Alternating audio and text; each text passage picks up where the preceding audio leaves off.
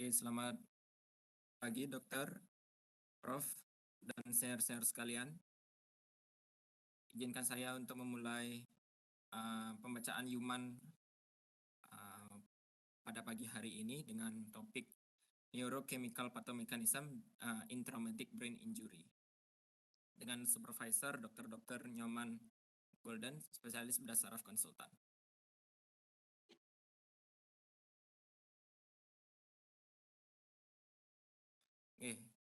Untuk outline daripada presentasi Human saya, di sini saya akan membahas mengenai primary and secondary brain injury terlebih dahulu secara definisi.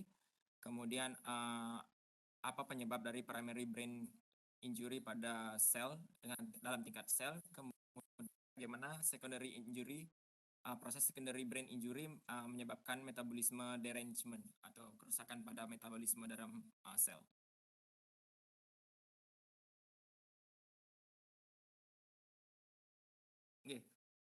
Kalau misalnya saya mulai pertama-tama dari primary brain injury itu adalah damage atau kerusakan yang disebabkan oleh mechanical force atau kerusakan mekanikal yang dimana disebabkan oleh tindakan daripada injury itu sendiri. Dimana secondary injury itu adalah mengikuti daripada primary brain injury tersebut, dimana itu merupakan suatu hubungan daripada molekular yang saling berhubungan, dimana akan menyebabkan lebih lanjut pada tingkat sel, menyebabkan kerusakan menjadi lebih rusak.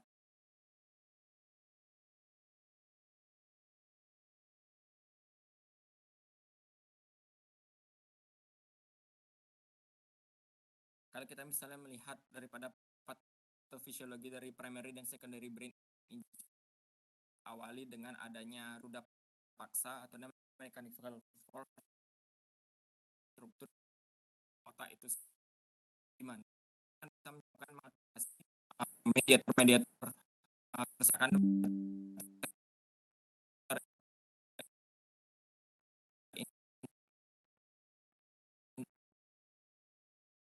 mechanical force atau ruda paksa itu sendiri juga dapat menyebabkan ada brain barrier dan leakage-nya dari interstitial fluid dan menyebabkan vasogenic edema. Kedua cytotoxic edema dan vasogenic edema ini akan menyebabkan berkurangnya dari cerebral perfusion pressure. Ketika cerebral perfusion pressure berkurang, tubuh akan melakukan autoregulasi untuk meningkatkan pressure itu sendiri atau meningkatkan cerebral blood flow dengan cara melakukan vasodilatasi. Tapi apa implikasinya setelah terjadinya vasodilatasi itu? Akan terjadinya peningkatan tekanan intrakranial pada intrakranial. Kemudian ini akan terjadi lagi lingkaran setan, di mana peningkatan tekanan intrakranial akan menyebabkan berkurangnya cerebral perfusion pressure, kemudian akan lagi kembali melakukan vasodilatasi. Kemudian terus akan berputar seperti itu. Kemudian hal ini akan menyebabkan adanya terjadi secondary brain injury, di mana bisa akan menyebabkan ischemic atau excitotoxicity dan cellular energy failure. Kemudian akan menyebabkan pengaktifan daripada kematian sel itu sendiri, cerebral edema atau bengkak pada otak, dan kemudian akan menyebabkan inflamasi.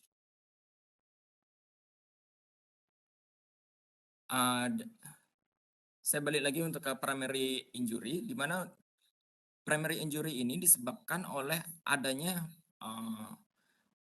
ada deselerasi yang sangat cepat dan juga adanya rotational force pada otak, sehingga terjadinya kerusakan pada struktur di otak tersebut.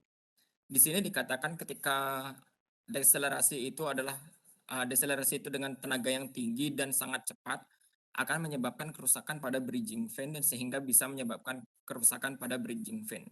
Namun jika misalnya deselerasi ini lebih keras lagi, lebih besar lagi tenaganya, dan disertai dengan durasi yang lebih lama, akan menyebabkan kerusakan yang lebih dalam lagi, dan mungkin menyebabkan adanya diffuse axonal injury.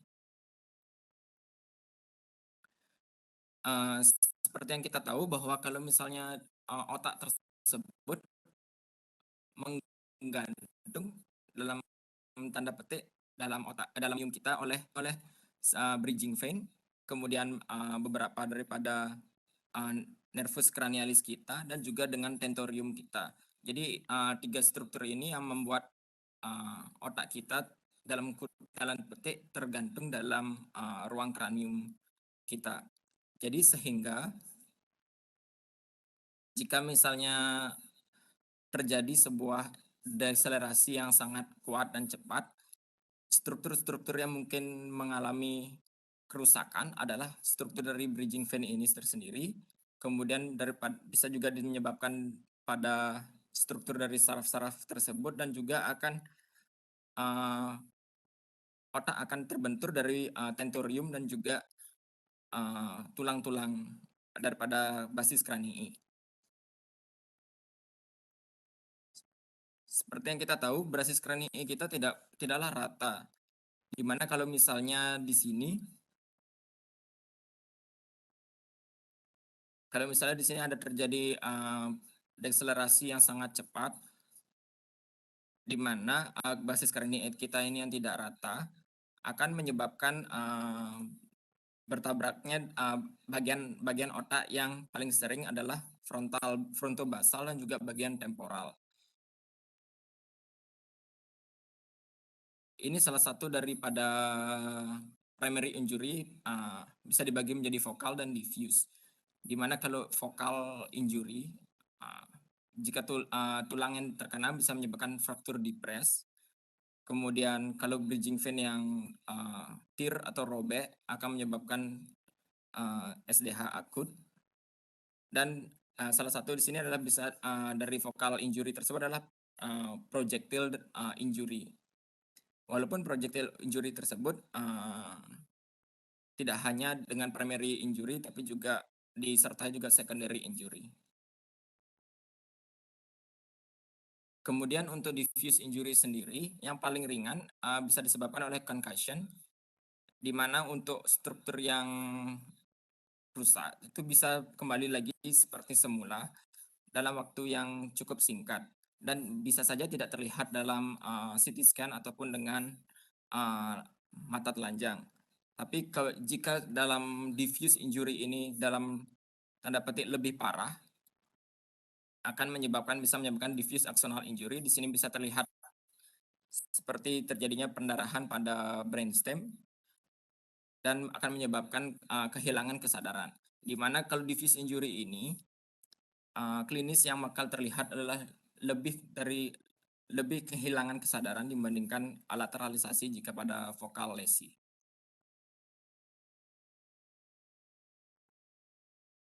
Struktur lain yang mengalami kerusakan pada primary injury adalah akson.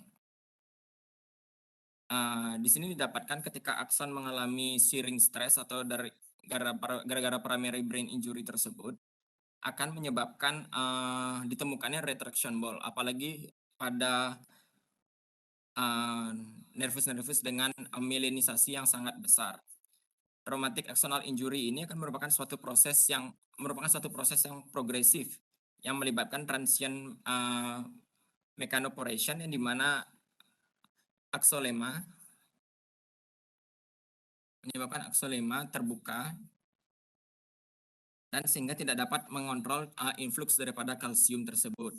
Jika influx pada kalsium tersebut masuk ke dalam akson ini akan menyebabkan kaskade apoptosis dan juga cell injury, di mana akson akan mengalami edem, kemudian apoptosis kaskade akan teraktivasi, lama-kelamaan akan mengalami proximal Wallerian degeneration, sehingga akson sendiri akan jadi terputus.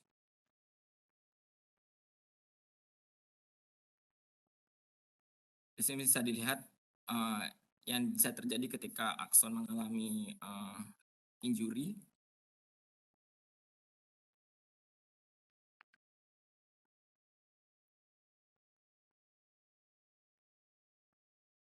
Kemudian struktur sel lain yang bisa mengalami kerusakan ketika dengan primary brain injury adalah astrosit. Seperti yang kita tahu, astrosit sendiri itu adalah bagian yang sangat penting dalam membentuk blood-brain barrier.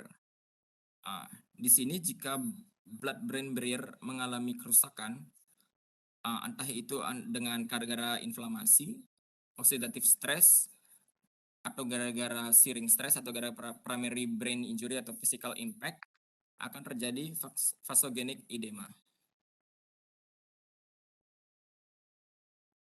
Kemudian vasogenic edema ini gara-gara disebabkan adanya ekstravasasi dari cairan dan protein karena blood-brain barrier yang mengalami kerusakan.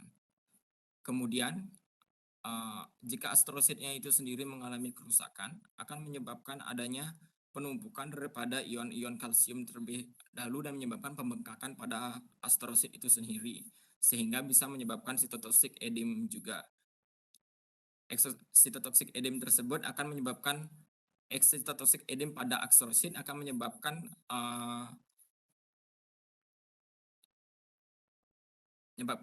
outflow pada intravaskular, sehingga natrium dan juga cairan akan berada lebih banyak ada di ekstravaskular.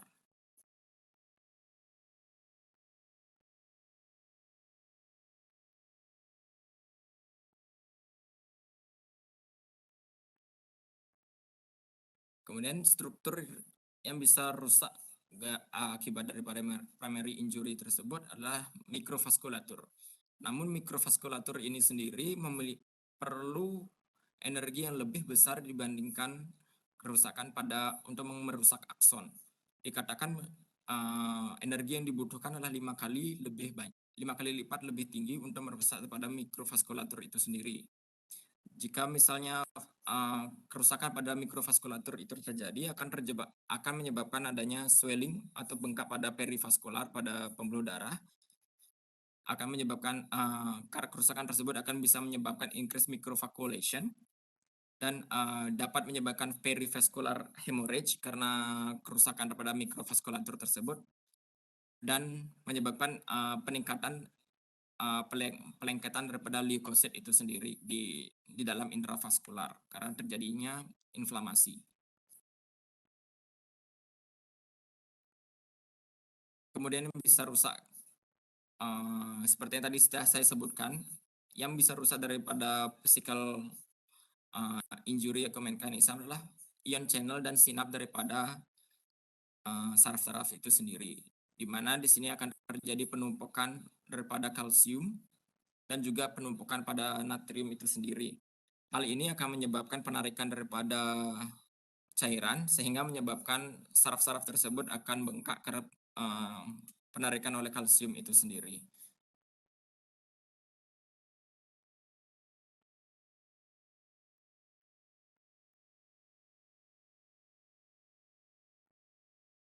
Kemudian kita akan berlanjut kepada secondary injury. Secondary injury ini akan berlangsung setelah primary injury terjadi. Dikatakan terjadinya secondary injury dalam hitungan jam hingga terus terjadi sampai hari dan hitungan minggu. Dan banyak sekali mekanisme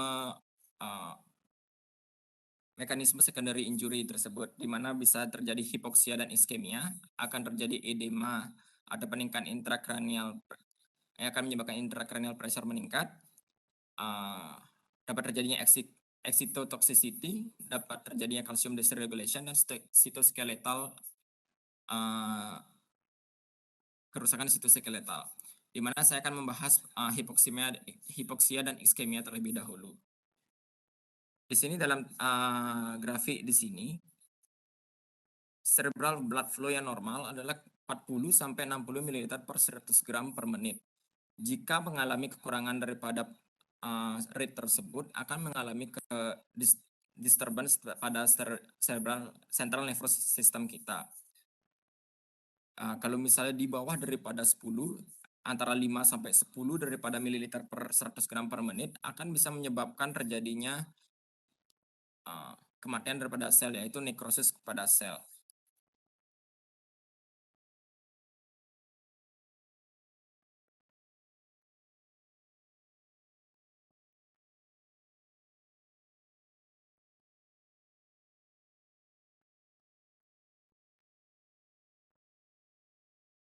Di sini yang menyebabkan daripada hypoxic ischemia itu sendiri adalah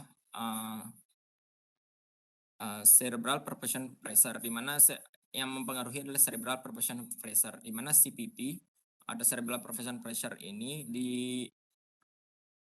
dipengaruhi oleh mean arterial pressure dan juga intracerebral pressure.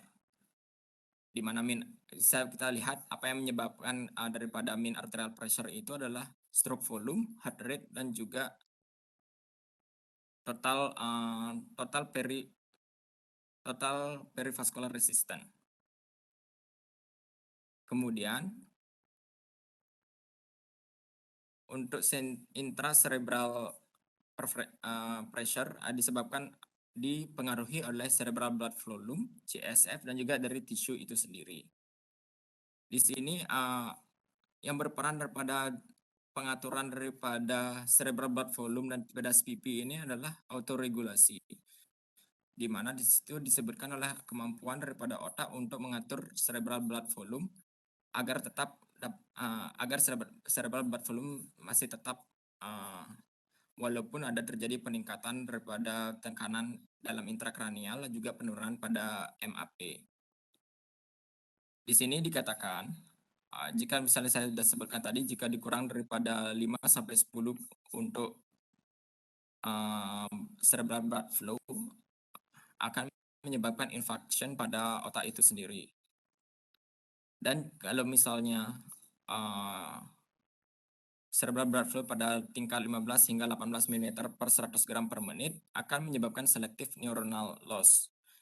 Selective neuronal loss ini akan menyebabkan degradasi daripada hippocampus yang dimana bisa menyebabkan memory disorder. Kemudian kerusakan pada cerebral granular cell dan juga akan terjadinya cortical neuron yang dimana menyebabkan kerusakan gangguan pada pergerakan atau akan menyebabkan lateralisasi nantinya.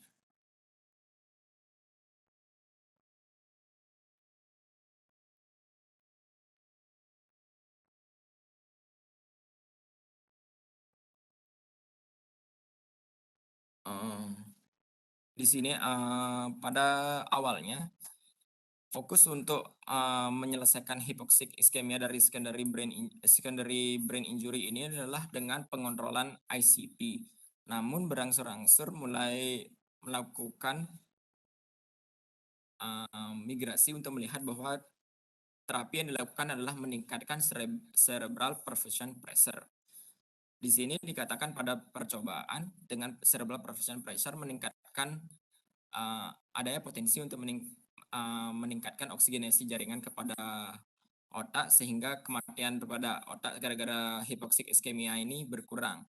Namun outcome yang didapatkan tidak sejalan dengan yang ditemukan tersebut. Hal ini didapatkan karena ketika dilakukan CPP terapi tersebut, risiko untuk peningkatan terkena ARDS itu meningkat juga, sehingga mortality atau outcome itu masih dalam tidak ada terlalu perbedaan yang signifikan dengan terapi dengan fokus ICP.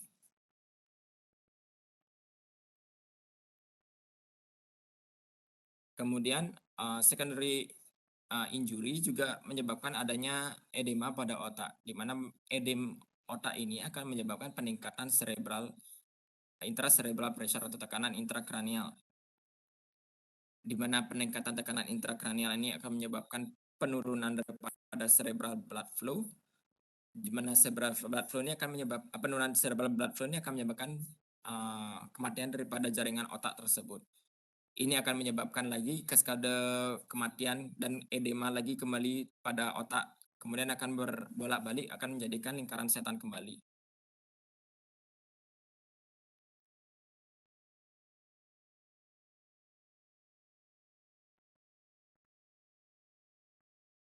Secondary injury yang lainnya itu adalah dengan excitotoxicity, di mana ketika pertama kali terkenanya primary injury pada otak akan merespon dengan melepaskan neurotransmitter yang sangat masif ke daripada ekstraselular dan sangat banyak tersedia di ekstraselular, di mana ekstraselular neurotransmitter ini yang paling banyak adalah glutamat.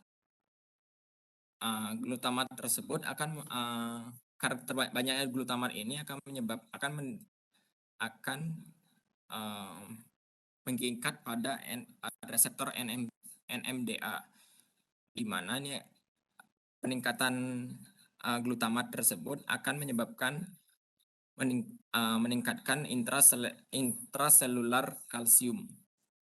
Di mana jika jika, intraselular kalsium itu terlalu banyak atau terlalu tinggi dalam, sel, akan mengaktifasi fosfolipase, di mana akan merusak daripada sitoskeleton daripada, saraf itu sendiri, akan mengaktifasi protease untuk enzim-enzim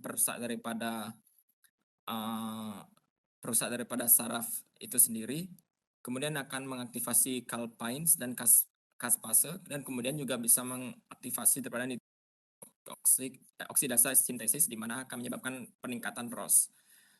Jika misalnya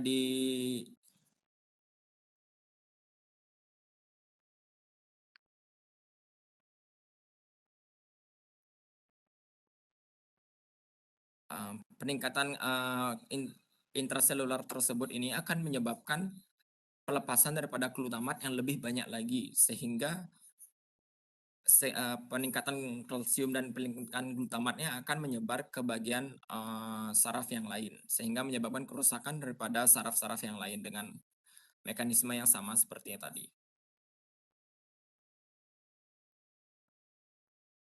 Ini seperti yang saya bilang, sitoskeleton protein tersebut terdiri dari neurofilamen, mikrotubul, dan juga alpha spectrin, di mana kerusakan pertama kali terjadi pada primary injury tersebut adalah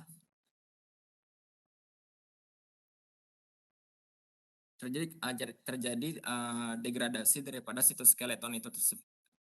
Kemudian akan terjadi kalsium influx yang lebih banyak lagi, dan akan lagi memulai kaskade kaskade lingkaran setan tersebut. Intraselular kalsium meningkat, akan meningkatkan kalpain dan kalpase sehingga apoptotik. Kaskade akan terulang, kemudian akan terjadi kematian sel lagi, kemudian akan lagi merilis glutamat untuk disebarkan ke bagian saraf yang lain.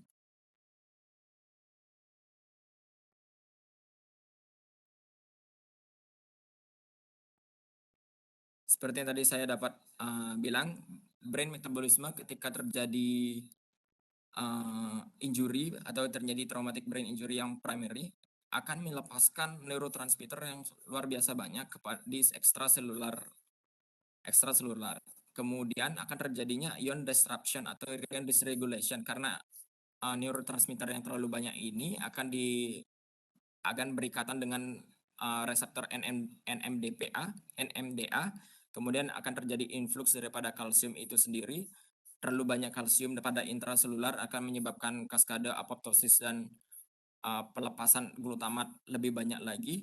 Kemudian eee, kemudian akan, didapatkan karena terlalu banyak, kalsium di dalam sel, akan juga terjadi penumpukan daripada ion natrium itu sendiri, dan akan terlalu banyak kalium, pada ekstraseluler, di mana, resting potential membran akan semakin tinggi sehingga tidak terjadi.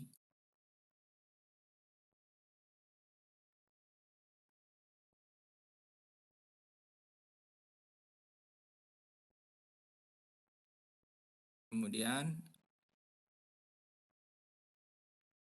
bagaimana caranya untuk mengatasi dari brain metabolism itu sendiri. Di sini didapatkan, eee, harus mengurangi, adanya inflamasi, kemudian mengurangi energi requirement, mengurangi intracranial pressure, dan menstabilisasi membran sel,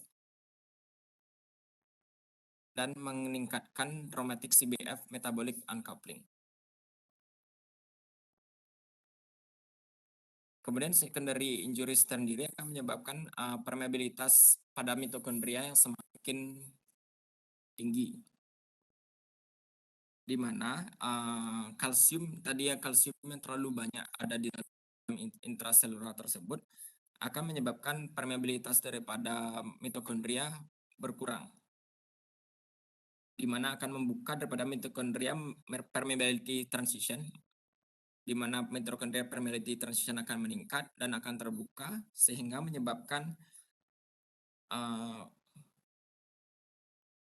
menyebabkan mitokondria akan semakin dapat masuk cairan. Ini dapatkan mitokondria akan menyebabkan swelling. Jika swelling terlalu parah akan menyebabkan leakage daripada mitokondria itu sendiri. Jika misalnya mitokondrial ruptur atau misalnya rusak pada intrasel, ini akan menyebabkan walaupun ATP atau walaupun energi yang dibutuhkan banyak tapi tidak bisa diproses, akan menyebabkan kematian sel juga.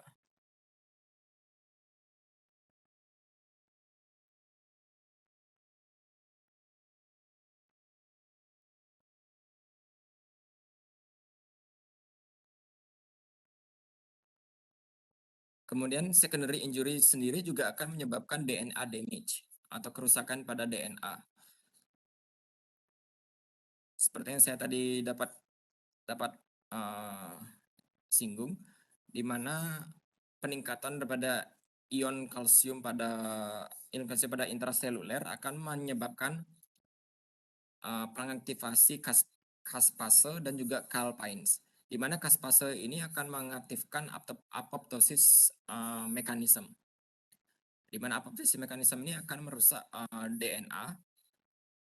Kemudian DNA akan mengeluarkan polyadenoribose fosfatase, di mana ini akan menyebabkan pengaktifkan kembali calpine aktivasi. Jika misal calpine ini diaktifasi, dia akan mengaktifasi kembali caspase untuk melakukan apoptosis. Di mana ini akan terjadi bolak-balik seperti ini dan akan meningkatkan kembali sinyal untuk melakukan apoptosis, sehingga kerusakan pada DNA ini akan menyebabkan apoptosis pada seluler dan akan terus menyebar kepada sel-sel lain yang mengalami juga kerusakan yang sama.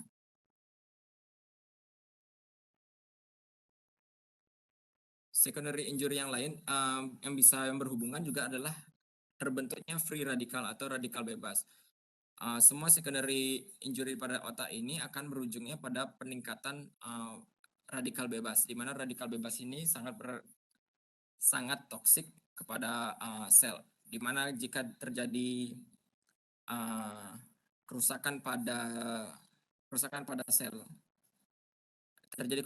sel, akan melepaskan oksigen dan juga elektron bebas, di mana jika elektron bebas akan berikatan dengan oksigen akan menyebabkan spesies reaktif oksigen spesies. Kemudian jika oksigen berikatan dengan NADPH oksidase akan menyebabkan juga reaktif oksigen spesies. Di mana reaktif oksigen spesies ini akan berikatan dengan lipid atau lemak yang pada membran sel akan menyebabkan lipid peroxide, di mana akan merusak kembali membran daripada sel tersebut dan bisa menyebabkan kerusakan pada membran sel dan akan menyebabkan pecahnya dari sel. Jadi free radikal ini akan lebih merusak kembali daripada sel tersebut. Contohnya seperti sel membran.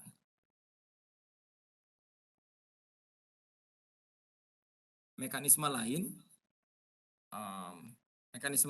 dalam pembentukan sel reaktif oksigen adalah dengan cara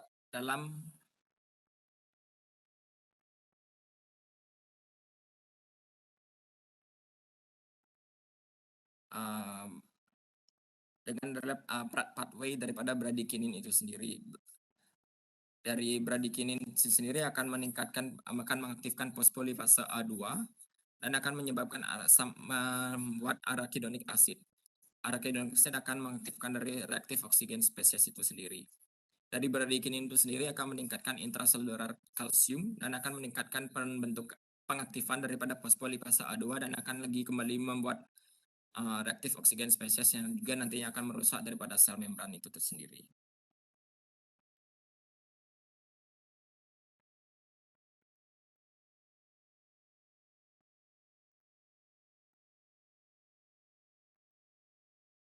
Di sini secondary injury yang dapat terjadi adalah dengan cara coupled lactate metabolism, Di mana selama ini dipercaya bahwa bahwa otak sangat, membutuhkan, membuat sumber energinya dari glukosa dengan aerob saja. Namun ternyata setelah dilakukan penelitian bahwa otak juga dapat membuat energi dari laktat dengan melalui anaerobik. Eh, jadi ketika dalam suatu lingkungan yang anaerob, hal yang anaerob, otak akan membuat laktat intraselular, kemudian akan dikeluarkan ke ekstraselular, di mana laktat tersebut dapat digunakan uh, oleh otak untuk membuat coupled laktat metabolism, sehingga penumpukan laktat itu dapat terjadi.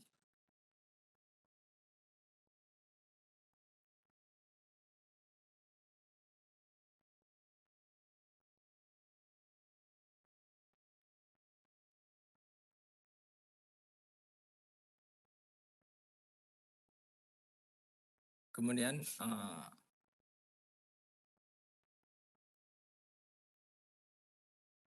apa yang menyebabkan uh, secondary injury ini lebih parah? Di sini faktor-faktor yang menyebabkan adalah umur umur daripada penderita daripada traumatic brain injury tersebut. Umur yang terlalu tua dan umur yang terlalu muda, yaitu pada anak-anak yang kurang dari umur 4 tahun, jika mengalami cedera kepala, menyebabkan prognosis atau kematian yang lebih tinggi dibandingkan usia yang lebih di atas daripada 4 tahun atau yang tidak terlalu tua. Hal ini disebabkan karena mielinisasi dari orang yang terlalu tua atau ketika yang terlalu muda atau pada bayi, mielinisasinya masih belum sempurna, sehingga faktor protektif daripada primary brain injury itu berkurang. Kemudian lebih gampangnya terjadi diffuse injury dan brain repair daripada pasien yang terlalu tua ataupun terlalu muda masih terbatas.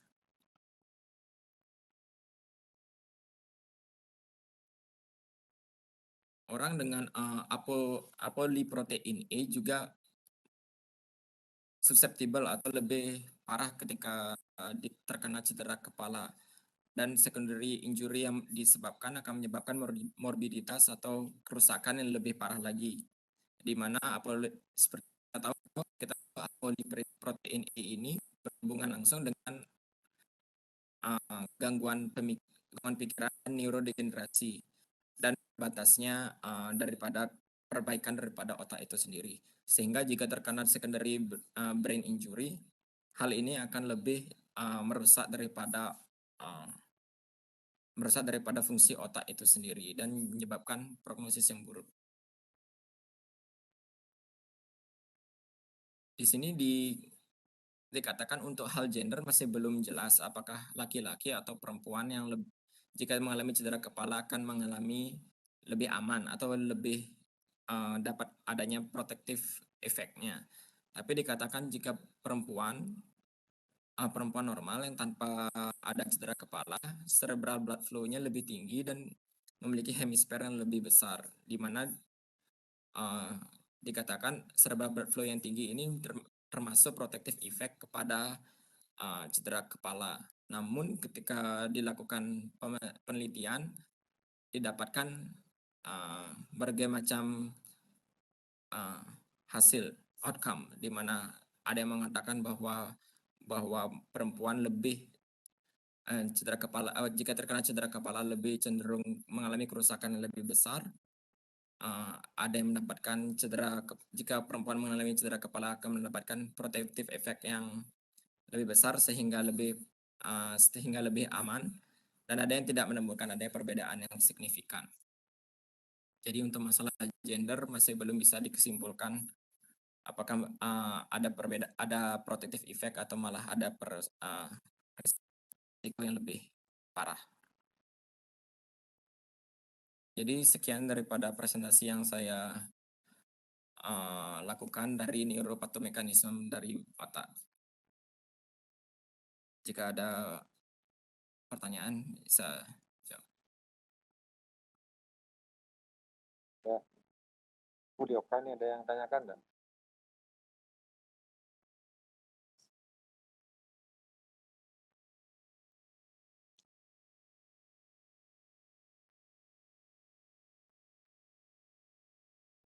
Halo, ada diskusi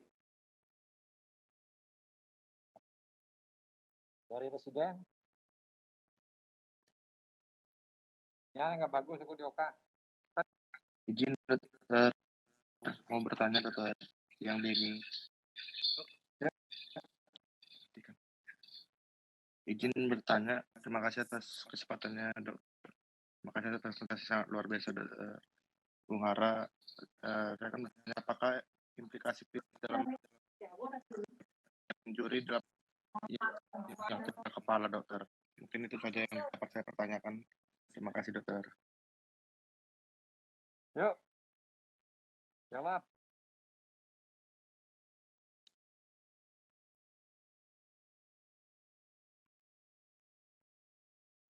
Halo. Oke, terima kasih Dokter Denny atas pertanyaannya. Jadi implikasi klinis mengetahui neuromekanisme dari secondary injury dalam cedera kepala, nggih. Jadi pada cedera kepala yang kita ingin cegah adalah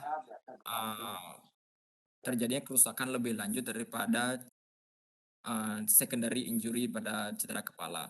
Karena dalam primary injury dari cedera kepala yang hanya bisa dilakukan adalah pencegahan. Sedangkan jika sudah terjadi cedera kepala yang bisa kita cegah adalah secondary injury-nya. Di sini banyak sekali sudah dilakukan penelitian untuk mencegah secondary injury semakin parah. Contohnya seperti antiinflamasi dengan menggunakan cyclosporin. Di sini dikatakan memiliki potensi untuk menurunkan inflamasi daripada cyclosporin tersebut. Namun kontrak proksi yang lebih. Nggak tahu ya. Namun walaupun memiliki teori yang sepertinya masuk akal untuk cyclosporin tersebut, namun tidak didapatkan adanya efek yang positif dalam menurunkan inflamasi yang akan menyebabkan kerusakan pada secondary brain injury, bahkan malah meningkatkan terjadinya kematian karena menggunakan steroid yang terlalu berlebihan. Contohnya lagi dapat ada penelitian untuk mengurangi intraselular kalsium dengan menggunakan penggunaan nimodipin. Di sini didapatkan penelitian awal didapatkan adanya hasil yang baik, yaitu meningkatkan favorable outcome sebanyak 8% dengan penggunaan nimodipin. Tapi ketika dilakukan lebih lanjut, ini sangat kecil efeknya kepada pasien dengan traumatic brain injury, namun dengan pasien dengan subarachnoid hemorrhage memiliki efek yang bagus.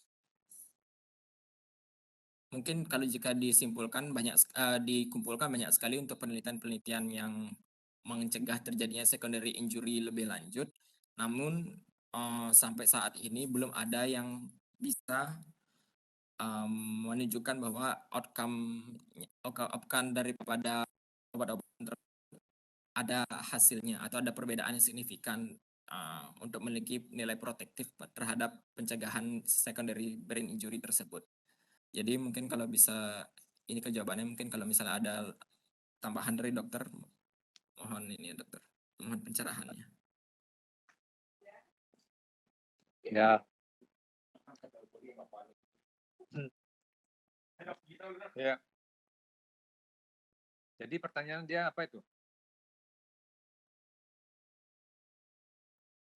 Implikasi klinis untuk mengetahui secondary brain injury, dokter. Mekanisme dari secondary brain injury. Ya, kamu kan tadi udah presentasikan. Secondary brain injury itu kan kaskadenya banyak. Mau dari mana kamu masuk? Pada intinya begini, kalau sel itu injury akan mengalami reversible atau irreversible damage. Kaskadenya banyak. Kamu dari mana masuk? Katakan masuk memulai dari glutamat rilis yang berlebihan. Katakan mau masuk mulai dari perdarahan. Katakan mulai masuk dari iskemik, mulai masuk dari kaskadenya inflamasi. Jadi banyak sekali kaskade yang terjadi pada tingkat sel ya. Karena kan misalnya kita mulai misalnya pada injury, katakanlah terjadi kerusakan membran sel. Padahal membran itu kan menjaga keutuhan tingkat sel. Lalu kerusakannya misalnya katakan reversible cuma swelling, kemudian terjadi recover, oke. Tapi kalau pada tingkat sel terjadi kerusakan fragmented, ya jelas sudah nggak musim, rusaknya pasti mati. Jadi banyak sekali. Kalau kita mulai dari misalnya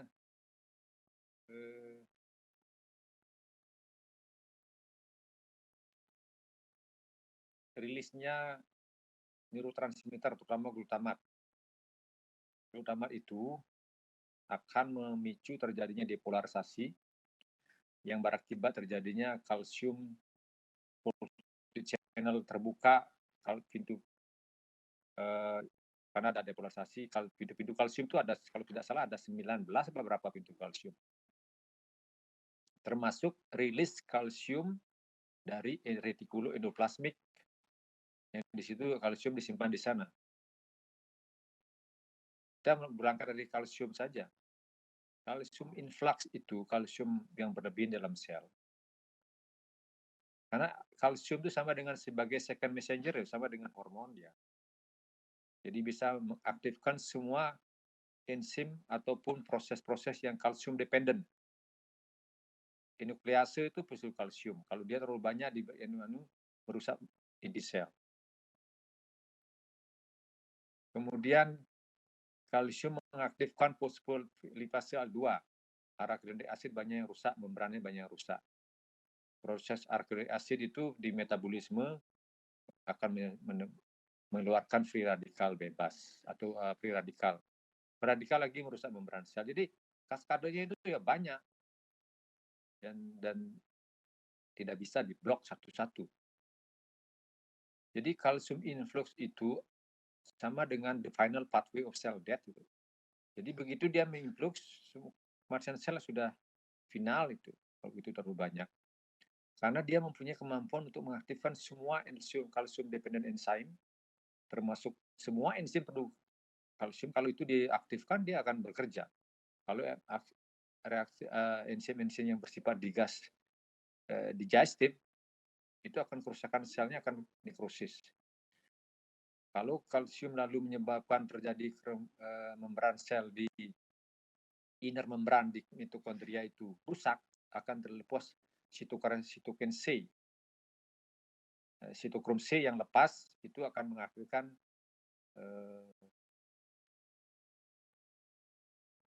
kematian sel berencana intrinsik, ya.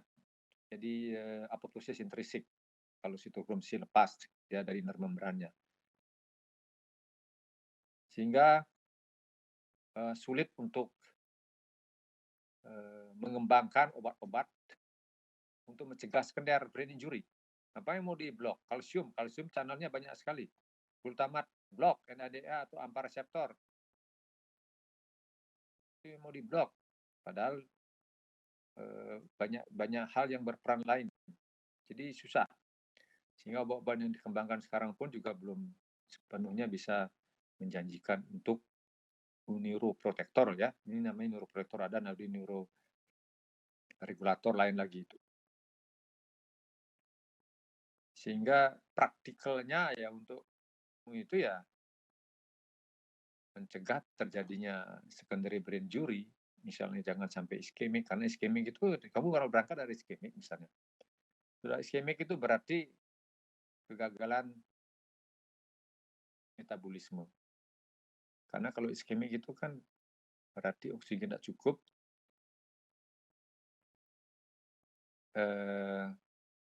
chain transfer oksigen sampai ke menghasilkan 38 ATP mesti juga tidak terpenuhi.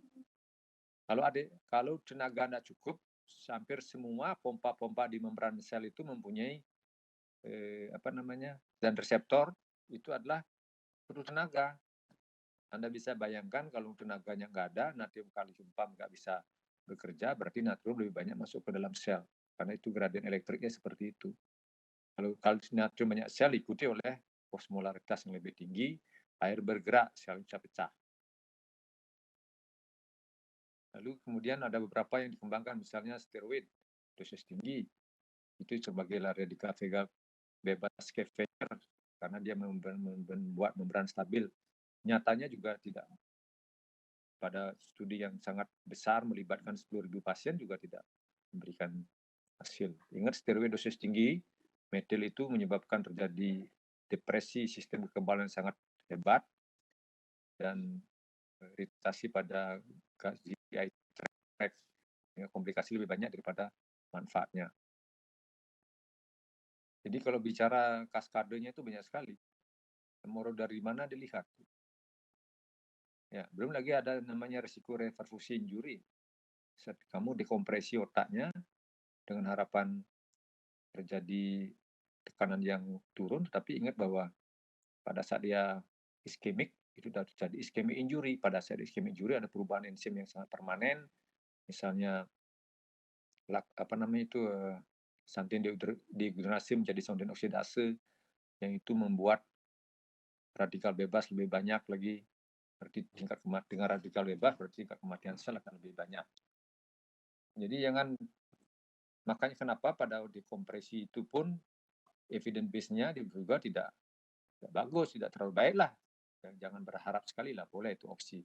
Tapi ingat pada tingkat begitu, pada saat iskemik terjadi injury, terjadi perubahan enzim yang sudah irreversible, autoregulasi hilang, pembuluh darah rapuh karena iskemik, kemudian terjadi dekompresi di mana terjadi lux serius, lux berarti banyak darah, justru banyak darah dia malah terjadi ekstravasasi karena sudah kerusakan membran sel, malah bisa terjadi bleeding malah kalau dekompresi. Jadi itu dipikirkan.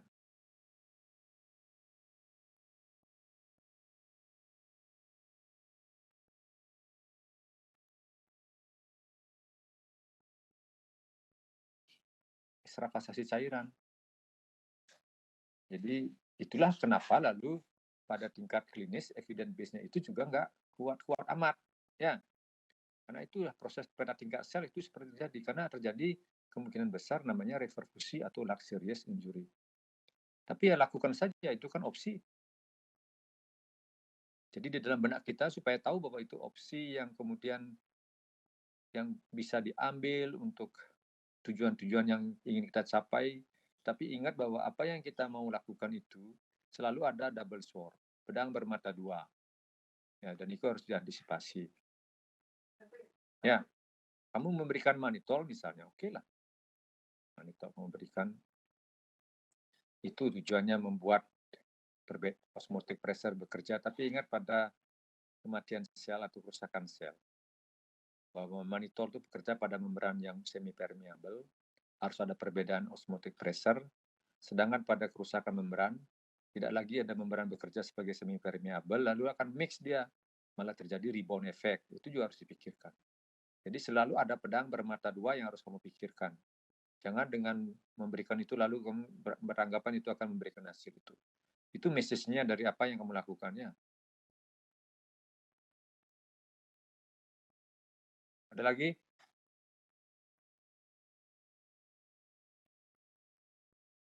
Halo?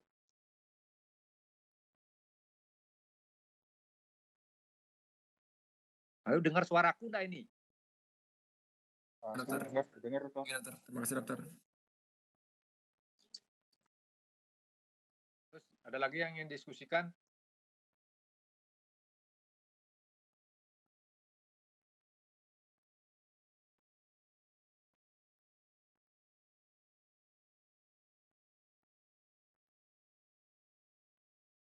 Tadi yang dikembangkan kan neuroprotective sama neuro regeneration. Obat-obatnya kan seperti misalnya neuro A itu kan ada itu.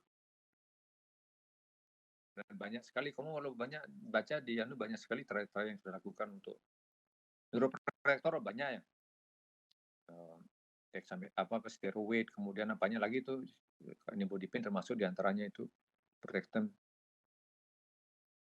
Nimodipin itu kan kalsium blocker, dia mencegah pada SAH mungkin akan baik hasilnya mungkin lah ya, karena dia mencegah kalsium block influx.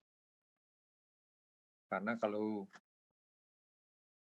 kalsium itu influx pada pembuluh darah, apa yang terjadi? Nah, bisa?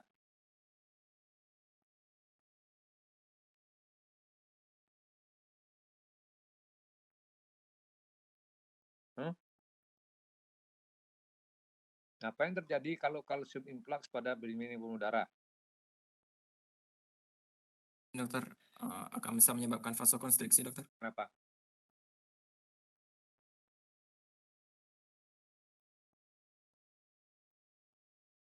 Kalau nggak salah, kalsium ketika masak akan mengaktifkan otot-otot daripada vaskular tersebut sehingga untuk menyebabkan vasokonstriksi, dokter.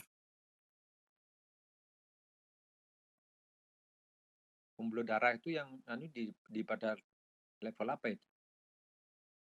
Dia bekerjanya kalau itu Di smooth muscle-nya mungkin Dok. ya di tulang muskularis, kalsium influx itu. Kalsium, kamu tahu itu ya histologi apa ilmunya dulu? Itu aktin myosin itu ya untuk kalsifikasi untuk aktin dan myosin itu perlu kalsium kan? Iya, dokter. Di histologi ya. Kalsium influx itu akan mengaktifkan itu yang menyebabkan terjadi vasokonstriksi. Lalu SAH kenapa vasokonstriksi? Kenapa kalsium masuk banyak? Jawab Dok. Mungkin itu kalau di SAH yang saya baca itu dengan kandungan darah itu dia mengiritasi dari selaput dari pembuluh darahnya itu Dok. Jadi terinflux BCA-nya juga muscle-nya jadi vasokonstriksi karena iritasinya dan inflamasi migrasi ROS-nya. Ya, kalau darah itu kalau dia tidak di sistemnya ya toksik karena dia ada Fe-nya. Fe itu logam yang tidak stabil. Jadi Fe itu logam playboy itu ya, gampang dia melepaskan elektron, gampang terima elektron. Nah, elektron sendiri itu akan merubah sel yang stabil. Jadi karena dia akan mengambil salah satu elektron atau berganggu itu kan akan selnya itu akan jadi duda dia membrannya itu. Gitu. Nah, duda itu dia aktif. Jadi kerusakan membran terjadi pada tingkat sel karena terjadi free radical kaskade sehingga membrannya rusak. Membrannya rusak, lalu kalsium masuk. Nah, kalsium itulah yang menyebabkan spasmi. Jadi karena kerusakan membran itu. Oleh karena Fe release itu elektronnya akan bisa Fe rilis elektron 1 jadi Fe3 kan. Fe3 itu elektron itu ditangkap oleh double bond yang jadi kalau membran sel itu ada double bond. Pada dekat ikatan H pada dekat double bond itu sangat lemah. Hanya diambil lalu di situ terjadi membran lipidnya akan menjadi radikal bebas dan itu akan terjadi chain reaksi berantai yang menyebabkan kerusakan fluidity membran. Jadi membrannya nggak fleksibel lagi. Ya, ion-ion itu ya tidak terregulasi dengan baik, terutama di kalsium. Dan itu akan menyebabkan kalsium influx yang akhirnya akan memicu semua enzim-enzim kalsium dependent. Kalau di otot termasuk aktin myosin yang diaktifasi.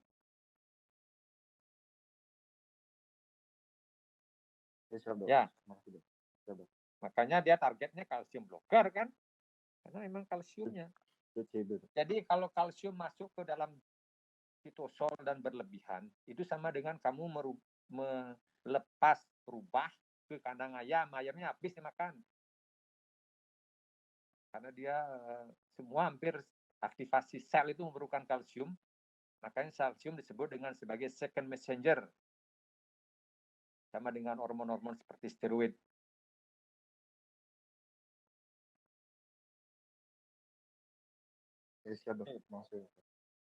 Ada lagi?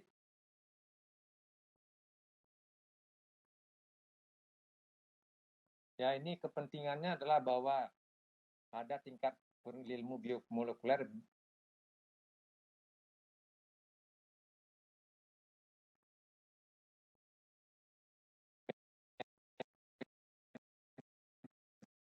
smartnya itu kamu bawa pada tingkat apa yang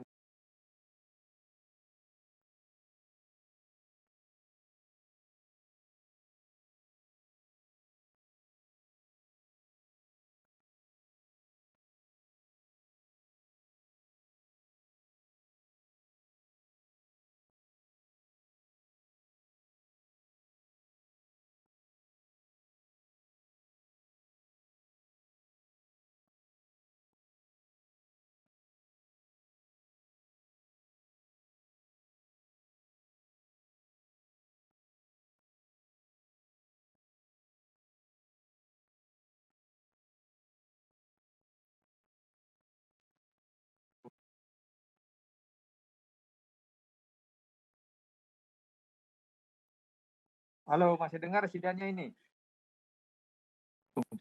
Baru terdengar lagi, dokter. Oh, sudah. Masih ada yang ingin ditanyakan atau yang ingin lebih tahu? Jadi intinya gini, kematian sel itu pada sel injuri ada nekrosis dan apoptosis ya. Nekrosis itu menyebabkan kerusakan sel yang masif karena adanya enzim digestif yang rilis ya, sehingga akan terjadi reaksi inflamasi atau kaskade yang hebat. Sedangkan apoptosis itu adalah berencana, jadi selnya itu sematinya adanya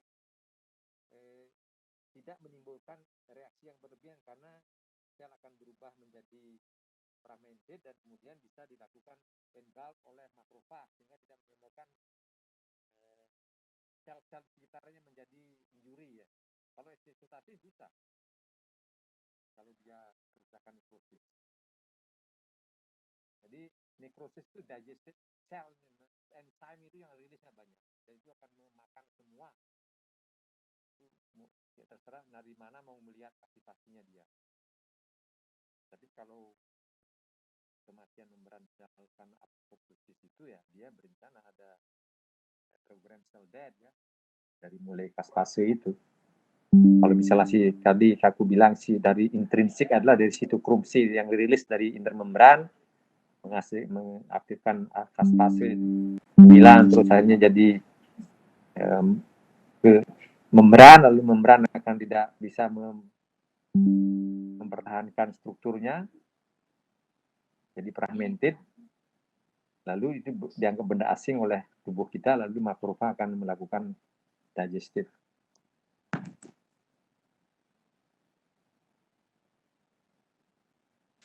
Kalau sudah ada, sudah sekian dulu aku mau operasi ini. Makasih dokter. Ya. Terima kasih dokter. Oke, terus semua dok. Terus semua Prof.